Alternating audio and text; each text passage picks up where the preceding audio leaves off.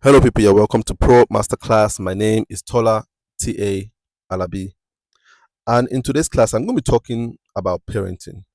And this is not a subject matter I usually talk about, but I realize it's a very, very important subject matter because it affects people's sense of purpose, people's sense of passion, and people's sense of fulfillment.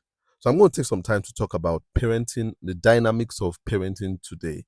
I'm not a parenting expert, but I'm just going to share a little bit of my thoughts about my experience as a child to my parents and as a parent to my children.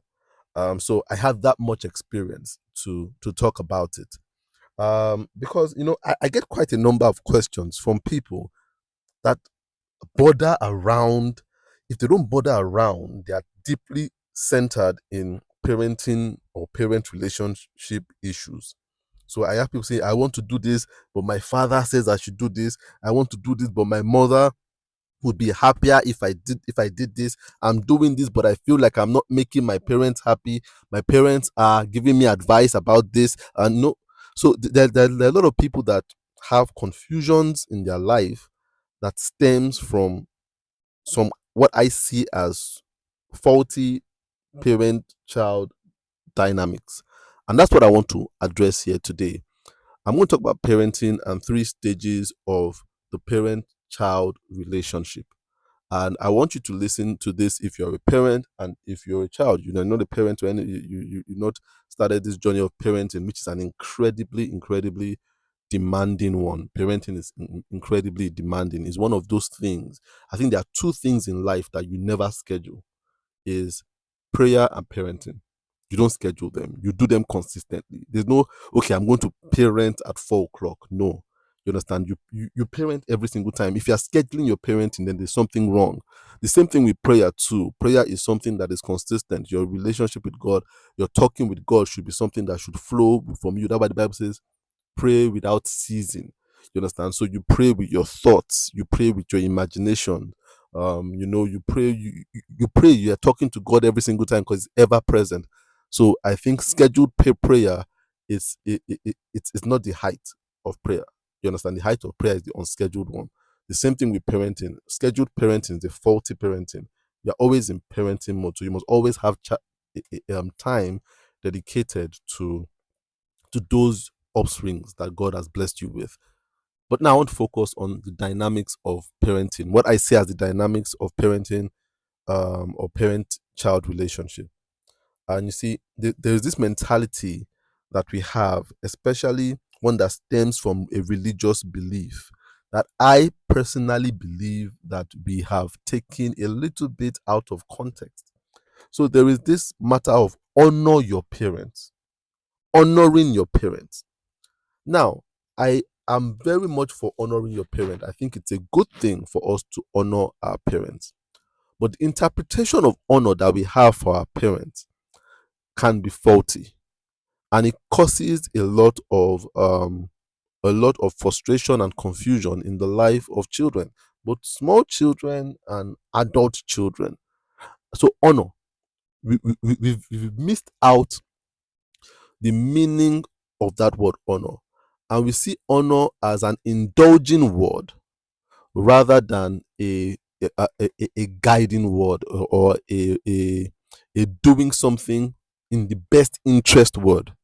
So what I mean is when you say honor somebody, it means doing exactly what they want you to do, when they want you to do it, how they want you to do it. But I think honor is more about doing what is best for that person. When you honor somebody, you do what is in the best interest of that person, not particularly what they want.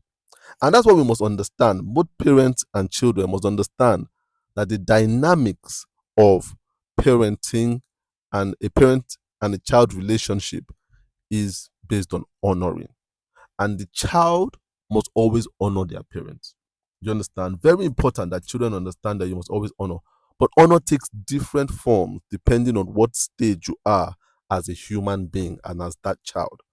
So I believe that the first stage of honor a child can have for his parent, that parent child dynamics, is obedience.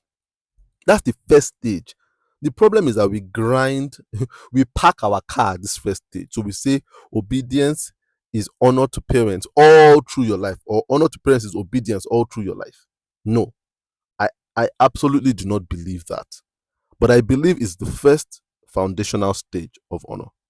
Obeying your parents, doing what they ask you to do. Very important. Early stage of a child's life. And when I say early stage, I'm talking about from 0 to like maybe 15. I'll put at 15. 0 to 15.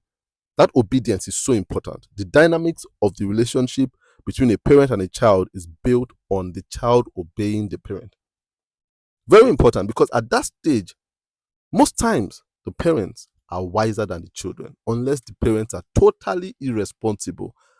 And to be honest with you, sometimes we elevate those negative situations. We kind of expand them, but that is that is not the norm. It's the exception, not the norm, where the parents are are totally irresponsible. They are totally irresponsible, moronic parents. No, but I'm not talking about those. I'm talking about those parents that are actually smarter and wiser than a 15-year-old.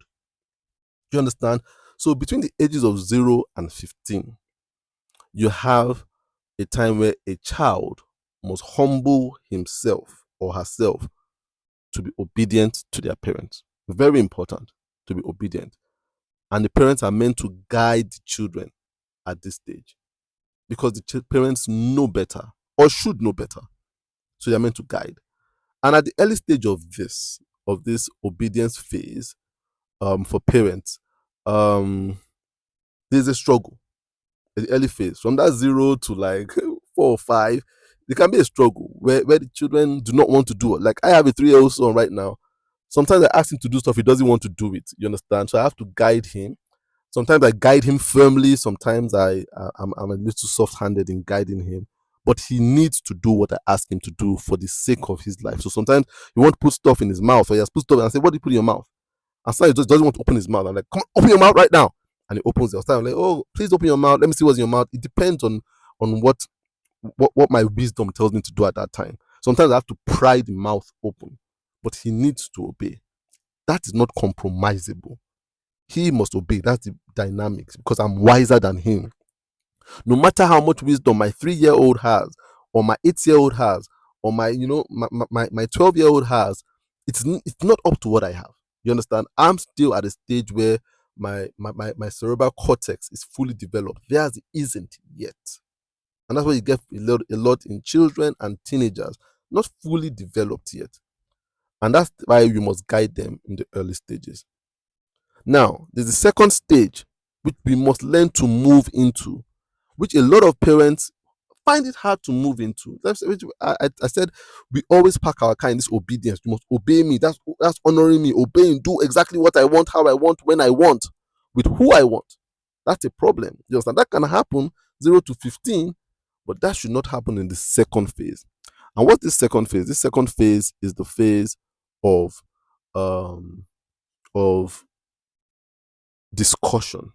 You understand? Of reasoning together. There must be a reasoning together phase, not obedience right now. Reasoning together, where you talk and you ask their opinion, and they talk and they ask your opinion. It's more of a conversation. So you are taking in what they are saying, and what their own personal beliefs are, and you are really listening to it. You see, you must give your children the opportunity to talk. At this stage, don't be surprised if your level of wisdom is at par with your children's level of wisdom. Even if your level of wisdom is higher, it's not that much higher. There's something you have to learn from them. At every stage, there's something you have to learn from them. But at this point, it's very important that you're able to sit down and reason with. The dynamics of this stage is reasoning with. And I'm saying this is like from 16 to like their 20s. Reasoning with is very, very important. I see a lot of parents that don't do this at 16, and 16, 17, 18 to their 20s. They are still like that, obey me, obey me. And when you do this, you either break the child, or the child breaks away. One of the two would happen when you are still rigid about opinion in this stage. You break the child, but the child can't make decisions again on their own. And this is very deep because some of them can make decisions way into adulthood. They are insecure. They cannot trust their decisions, trust their thoughts, trust their thinking process. They cannot make any decision. Or the child breaks away, where the child goes away and doesn't, just rebels. And this happens. 16, just rebels, just runs away from home. You understand? Just doesn't communicate with you anymore. You understand? Just shuts you out, totally silent. So people say it's a teenage phase, but it's not particularly it's not a natural thing. It is something that is taught. We teach it by trying to enforce that early stage of obedience at the form of honor. If at that stage, honoring your parents, if you're a child listening to this, is being able to talk with them, tell them what's on your mind, share with them. You understand? That's how the honor works in this stage. Is that I respect you enough to tell you this thing on my mind. I respect you enough to listen to what's on your mind. So that happens from that teenage to 20s, maybe, or up to like 25. I'll put it that way. 25, 26. But not too deep into your late 20s. When you get to your late 20s and beyond, it gets to a place where you begin to ease into this last stage, which is incredibly difficult for parents and incredibly difficult for children too. And this is a stage of guidance. And at this stage, most children are wiser than their parents. It's very, very hard for parents to take it in that this thing I gave birth to, this person I gave birth to, has become wiser. And when I say wiser, I don't mean they have more experience. You will always have more experience. But a lot of times, some parents have what is called outdated experience. So we cannot value outdated experience. A lot of times, experience a lot of times is not knowledge. So we say, oh, I have this many years, but it's outdated. I used to work with a man that was a photographer and was quite elderly. I used to work in the same organization with him. And he always used to talk about how much time he has spent doing photography. But then his photography knowledge was outdated. He was using an outdated camera. And like at that time, I tell him, no, people use digital cameras now, and they get better lenses and stuff, and there's now editing in Photoshop that you can use. And he kept on talking about how long he has been doing it. Look, experience is not always knowledge. There is new knowledge sometimes. And a lot of times when children get to that age, at late 20s, 30s, 40s, and beyond, they begin to grow in knowledge that parents cannot catch up with. And so it's very humbling to think of a child being wiser than you. Wiser than you. A lot of children get wiser than their parents, but the dynamics is still stuck on obedience. And they don't let the children do what it is they feel is best for them to do. And I've had so many young people miss out on opportunities in lives because they are working with outdated experience. So before the pandemic, people were going to work and stuff, but some people already knew that, look, working from home is the right thing to do. But a lot of parents kicked against that. How can you work from home? You must go out. If you are working from home, you are irresponsible. You must go out. You must go out. So a lot of young people started going to work which they didn't feel comfortable going. They're just like, I want to run this my fashion design thing from the home, my graphic design thing from the house, from my room. But parents are no. You have to go out. You have to get a job. You have to wear a tie, stuff like that. That was responsible in their day. But at that time, when the child is 26, that's become outdated. And it took like the pandemic for people to really realize that it's okay to work from home. But a lot of people that should have had a head start just started doing it when they were constrained to doing it. And that is where the parents must learn to not just listen, but accept what children are saying. And as you go further into your 30s and your 40s, you actually become somewhat of an authority where honoring your parents is not obeying them. In fact, that's a dishonor to your parents, doing what they want, which you know is not in their best interest. Because you must realize that as we grow older, we get younger. Your parents that used to be the wisest people are going to revert back into that baby stage. And at that stage, you must be able to protect them with your wisdom. So actually doing what they want is not in their best interest and is dishonor rather than honor. So we must learn that honor is not always obedience. Honor, first stage is obedience. Honor, second stage is reasoning. And honor, third stage is guidance. And parents must learn to humble themselves too. So when you are forcing a 40-year-old to do your will, you are not being wise and you're not allowing that 40-year-old to honor you. You must be able to trust.